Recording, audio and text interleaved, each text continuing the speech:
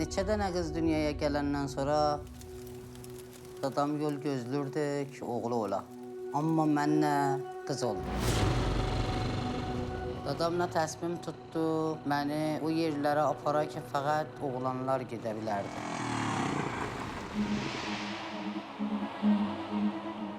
Ara sen geldiğinden şour olurlar. Sen gelsen şour olsan senin rengin çok olur.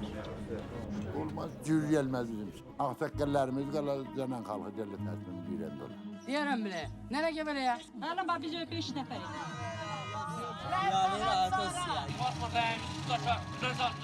Hocar mənə zəng vurdu. Məhbub səhra şour şey. Kəndə cavanlarına tayfa tükənli.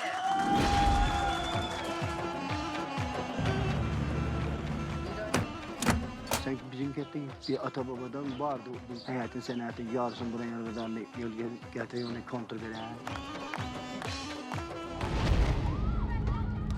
این شما خودتون رو در این حد ببینید که میخواید دکتر بشید، میخواید معلم بشید، میخواید مهندس بشید. حاضرین همتون دیگه؟ Hamımız zirəngiz. Hamımız başarabiliriz. Hamının elinden gelir. Mesela bu bağlar, o.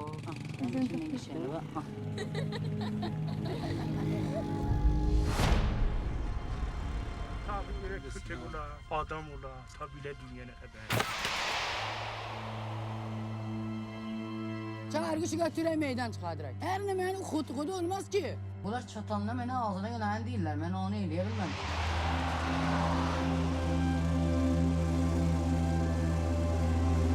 Digərən namə gəlib sənə dadgahdan.